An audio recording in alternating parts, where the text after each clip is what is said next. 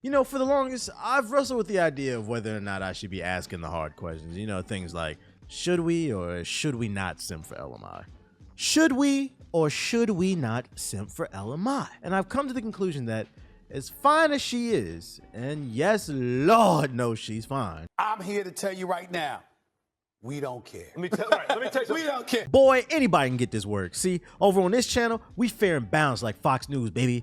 As the wise Dr. Umar once said. We must stay focused, brothers. We must stay focused. And remaining focused is what I intend to do when it comes to discussing Ella Mai's latest project. If you're unfamiliar with this young lady, she first burst onto the scene back in what feels like was longer than 2018 thanks to COVID with her viral single Boot Up. She had every R&B thug, including myself, singing this tune to the top of their lungs in the shower and on them late night drives. Hell, on the first episode of my Hokage Thoughts podcast, which by the way, it's back, new episode up at youtube.com/Hokage Thoughts, wink wink. I broke down why this song blew up in a hilarious fashion. I'll leave a link in the description box below if you want to check it out, but I digress. Since Boot Up took the internet by storm, I feel as though Ms. Mai has just been coasting. Not intentionally, but coasting nonetheless. She just released her new album titled Heart on My Sleeve, and ironically, it feels like her heart just isn't in the music. I mean, there's no way for me to prove this. It could just be me projecting, but from my perspective, she dropped Boot Up and has been chasing the success of that single ever since. She hasn't really found a distinct sound in my opinion, which sucks because she's very talented. I mean, Boot Up worked because she gave off that cute girl next door vibe who was content with her man. With this, I don't really know who she is. Originally, she built her buzz from posting covers of popular songs on social media, and I think that's a telltale sign of a chink in her armor. I feel she struggles with her identity in her music. The branding is just off. When you say Mary J. Blige, I think of an album full of songs about how men ain't shh. When you say Ariana Grande, I think of 34 plus 35 equals 69, which is one of my favorite pastimes, by the way. When you say Rod Wave, I think about music that involves sadness and sorrow and snacks. But that's not the point. The point is branding is everything. It makes it easier for consumers to digest your content when they have some idea of what to expect. You don't go to Taco Bell to try to digest burgers. Matter of fact, you don't go to Taco Bell to digest anything. It's impossible with the cheap possum meat they put in their tacos. So if I ever had a chance to sit down with Miss Ella Mai, I would encourage her to think more about her branding.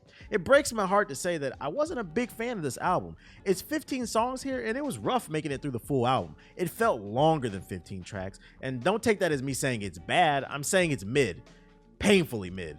I was never excited at any point listening to this album. I was just trying to get through it. And don't get it twisted, I'm a huge R&B fan. Do not think that I'm out here just making content. I have a whole R&B playlist on Spotify called Black Twitter. Follow it. But anyways, track 2 is one of the better songs. But that was the single for the past few months, so I had already heard it plenty of times, so I skipped past that because it had already overstayed its welcome for me. Track 3's got Latto on it. I'm not gonna lie, I'm not trying to hear anything she raps about. Anything with Latto, skip. A few tracks down is when we make it to track 6, which is one of the highlights of the album, and it's called How, and it features Roddy Ricch. This is my favorite song on the album and one of the only true standouts. The hook is really catchy with both her and Roddy singing on it. Another song that I really enjoyed is The Power of a Woman. It's a very seductive song. Matter of fact, it felt like she was singing to me. The whole time I was listening to it, I was thinking, don't simp, don't simp, don't simp, don't simp.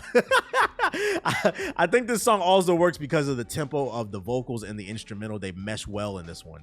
One of my biggest critiques with the album is it's a lot of slow ballads on here with some crazy thumping beats. It is a weird combination. I was ready to bob my head, but a lot of the songs just never picked up. I think she thrives best with mid-tempo songs like A Power of a Woman.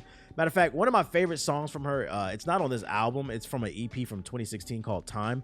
One of my favorite songs from her, it's called She Don't, featuring Ty Dolla $ign. That is a great example of, like, in my opinion, peak Ella Mai, if she wants to stick with kind of this hip-hop 808 sound combined with the R&B instead of traditional R&B.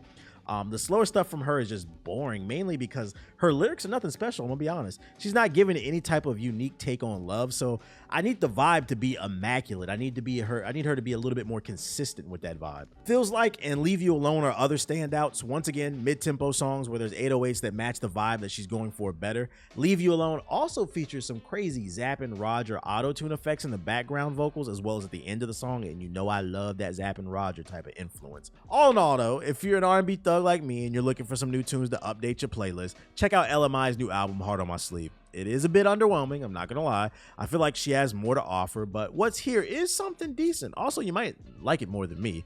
If you're limited on your time, start with what I think are the standout records. It's 15 songs on the album, and I really only liked 5.